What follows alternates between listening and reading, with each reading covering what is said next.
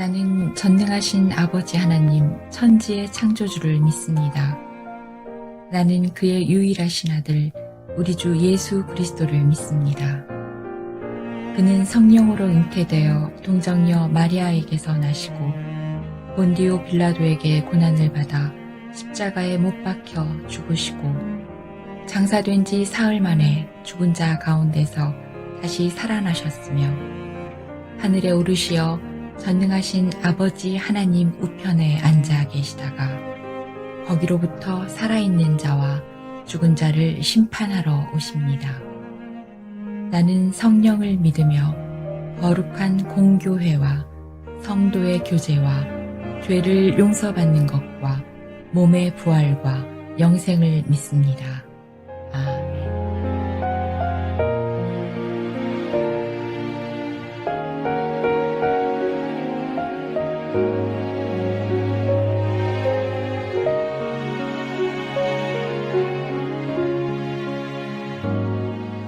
주님 여기 앉으소서.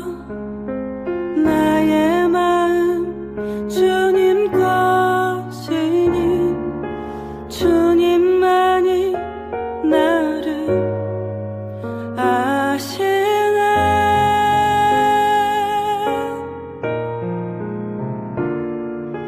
주여 나를 받아 주소서.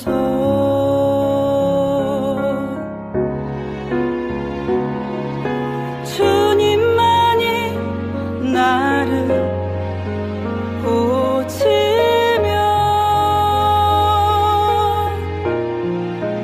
밝은 빛으로 날 감싸 주시네.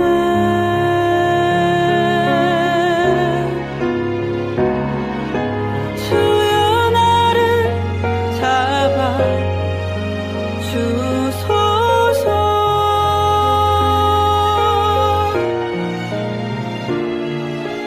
앉으소서. 주님 내 안에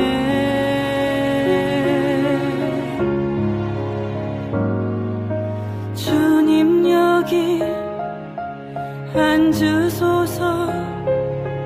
나의 마음 주님 것이니 주님만이 나를 아시네.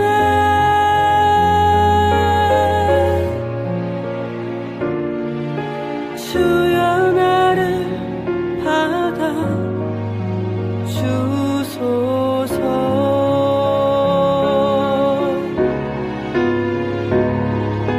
주님만이 나를 고치며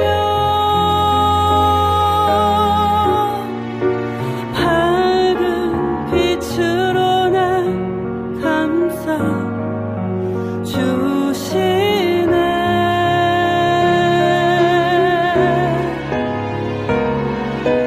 주여 나를 잡아 주소서.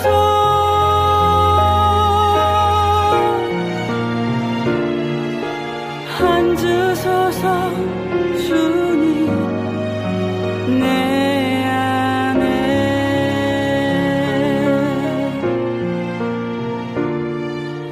앉으소서. 주님 내 안에. 제8장 하시니라. 예수와 제자들이 빌립보 가이사랴 여러 마을로 나가실새 길에서 제자들에게 물어 사람들이 나를 누구라고 하느냐? 세례 요한이라 하고 더러는 엘리야, 더러는 선지자 중에 하나라 하나이다. 너희는 나를 누구라 하느냐? 베드로가 대답하여 이르되 주는 그리스도시니이다. 이에 자기의 일을 아무에게도 말하지 말라 경고하시고 인자가 많은 고난을 받고 장로들과 대제사장들과 서기관들에게 버림받아 죽임을 당하고 사흘 만에 살아나야 할 것을 비로소 그들에게 가르치시되 드러내놓고 이 말씀을 하시니 베드로가 예수를 붙들고 항변하매 예수께서 돌이키사 제자들을 보시며 베드로를 꾸짖어 사탄아, 내 뒤로 물러가라. 내가 하나님의 일을 생각하지 아니하고 도리어 사람의 일을 생각하는도다. 무리와 제자들을 불러 이르시되 누구든지 나를 따라오려거든 자기를 부인하고 자기 십자가를 지고 나를 따를 것이니라. 누구든지 자기 목숨을 구원하고자 하면 잃을 것이요 누구든지 나와 복음을 위하여 자기 목숨을 잃으면 구원하리라. 사람이 만일 온 천하를 얻고도 자기 목숨을 잃으면 무엇이 유익하리요? 사람이 무엇을 주고 자기 목숨과 바꾸겠느냐? 누구든지 이 음란하고 죄 많은 세대에서 나와 내 말을 부끄러워하면 인자도 아버지의 영광으로 거룩한 천사들과 함께 올 때 그 사람을 부끄러워하리라. 우리는 낯선 일을 알아가는데 한계가 있습니다. 외부적 조건이나 형편보다 식별하기 어려운 마음의 비밀들이 있기 때문이지요. 베드로는 예수님을 자기가 알게 된 것, 한 일을 본 곳으로 메시아를 단언했습니다. 우리도 베드로처럼 예수님에 대해서 우리가 알게 된 것과 우리 스스로 경험한 것으로 평가하거나 판단할 수 있다는 것이지요. 예수님은 베드로의 고백을 수용했습니다. 그러나 그가 확실히 이해했다고 보지는 않으셨던 것이지요. 베드로는 예수님의 3일 후 부활한다는 말씀이 있었는데 메시아의 죽음을 받아들일 수 있었습니까? 베드로는 받아들일 수 없었습니다. 메시아의 고난을 수용하지 못한 것이지요. 베드로의 경험은 우리 모두에게 경각심을 주고 있지는 않습니까? 우리도 예수님을 우리 욕망의 후원자로 삼고 있는 것은 아닌지, 우리의 문제를 해결하시는 분쯤으로 알고 있지는 않을는지요.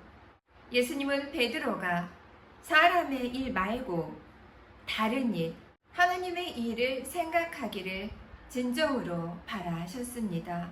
베드로가 관점을 바꾸기를 요구하셨던 것이지요. 하나님의 시각, 하나님의 관점이 필요합니다. 사랑하는 하늘소망교회 성도 여러분 모두와 저도 하나님의 시각, 하나님의 관점이 더 필요하지는 않을는지요.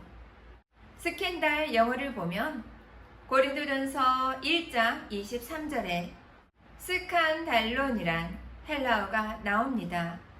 바로 영어 스캔들의 기원은 헬라어 스칸달론이라는 것이지요. 그 뜻은 바로 거리낌입니다. 거리낌의 첫 번째, 유대인들은 정치적 메시아를 대망했다는 것이지요. 그런데 예수님은 저주와 수치의 상징인 십자가에서 사형수로 죽게 되고 말았지요. 그들에게 가장 거리끼는 일이 되고 말았던 것입니다. 거리낌은 20세기 신학자들의 이 몸을 지목시키는데 그 이유는 바로 예수님이 참된 인간이자 하나님의 성육신이라는 믿음 때문이지요. 베드로는 주는 그리스도시요 라고 했을 때 그 그리스도는 로마 폭정에서 구원해줄 해방자 메시아였던 것입니다. 그러나 예수님의 메시아 되심은 모욕과 수치와 고문을 당해서 죽게 되는 것입니다. 메시아는 복음, 스칸달론, 거리낌에서 승리와 권세의 호칭이 아니라 고난과 버림받음, 공개처형의 상징이라는 것이지요. 유대인의 메시아관이 뒤집힌 사건이었습니다. 그리스도라는 의미가 완전히 달라집니다. 메시아는 단순히 지위가 아니라 고난과 죽음이 포함된 신비한 호칭이라는 말씀입니다. 거리낌 두 번째, 하나님의 공의와 자비가 동시에 만족되기 위해서 십자가는 필연적이었습니까? 안셀무스는 만족설을 주장하지만 현대 신학자들은 반대합니다. 이유는 심판하시는 성부, 심판받는 성자가 지나치게 분리 대비된다는 것이지요. 하나님의 사랑과 심판을 내부 분열된 성향처럼 보이게 한다는 것이지요. 예수님은 외부에 필연적으로 십자가를 진 게 아니시고 우리를 회복하기 위하여서 자원하여 십자가를 지셨습니다. 우리 속으로 들어오신 것이지요. 엘리 엘리 라마 사막다니, 이 산을 옮겨 주옵소서. 그러나 내 뜻대로 하지 마옵시고 아버지의 뜻대로 하옵소서. 주님도 고난의 잔을, 고난의 십자가를 지고 싶지 않으셨습니다. 인간으로 오셨기 때문이지요. 그러나 예수 그리스도 그분은 스스로 자신의 뜻이 아니라 아버지의 뜻을 따르기로 결정했습니다. 이유는 무엇인가요? 죄인인 여러분과 저를 너무도 사랑하셔서 구원하기 원하셨기 때문이지요. 따라서 메시아는 고난을 포용하는 것이 아니라 고난을 정복한 것입니다. 거리낌 세 번째, 예수님의 제자는 자기를 부인한다는 것입니다. 사랑하는 하늘소망교회 성도 여러분 모두와 저는 얼마나 자기를 부인하며 여기까지 왔을까요? 자기 부인이 무엇입니까? 삶 전체를 부인한다. 여성 해방학자들은 더 수용하기 어려울 수 있습니다. 이미 구조적인 폭력과 억압에 의해서 자기 부인 속에 사는 이들에게 복음이 되겠는가 문제가 될 수 있다는 것이지요. 얻으려면 버려야 할 것들, 진정으로 살기 위해서 죽어야 하는 것, 이것이 바로 찐 복음인가 한다는 말씀입니다. 자기 자신을 부인하는 것, 자기를 거부하는 것, 까닭없이 무거운 짐을 지는 것, 억울한 것 아니지요? 예수 그리스도의 거리낌 많은 십자가는 여러분과 저를 죄에서 구원하셨습니다. 우리를 죄에서 자유하게 하여 주셨지요. 예수 그리스도 그분이 선택한 거리낌이 있는 십자가는 더 높은 가치를 선택한 것입니다. 더 큰 자유를 우리 모두가 누릴 수 있는 까닭이지요. 자기를 부인하는 것, 그 어떤 상황과 형편에도 자기를 고려하지 않는 것입니다. 자기를 부인하고 자기를 고려하지 않는 것, 자기 자신을 거부하는 것, 이것은 쉬운 것이 아니지만 예수님은 그렇게 하나님의 뜻을 따라 자기를 부인하셨고 자기를 거부하셨습니다. 제자도의 삶을 살아가는 하늘소망교회 성도 여러분 모두와 제가 걸어가야 할 길입니다. 함께 기도합니다. 사랑과 은혜가 충만하신 하나님 아버지 감사합니다. 예수 그리스도는 십자가의 죽으심으로 우리를 살게 하셨습니다. 고난의 잔, 고난의 십자가를 부인하고 싶었고 거부하고 싶으셨지만 하나님 아버지의 뜻을 따라 십자가를 지셨습니다. 더 높은 가치를 선택하신 예수 그리스도를 따라 제자도의 삶을 살아가는 사랑하는 하늘소망교회 성도 여러분 모두와 저도 더 높은 가치를 위하여서 자기를 더 부인하고 자기를 거부하는 사랑하는 하늘소망교회 되게 하여 주시옵소서. 담임 목사님 여기까지 강건하게 하여 주시고 선포되는 모든 말씀을 통하여서 제자도의 길을 바르게 갈 수 있는 사랑하는 하늘소망교회 되게 하소서. 살아계 많으신 예수님 이름으로 감사히 기도합니다. 아멘.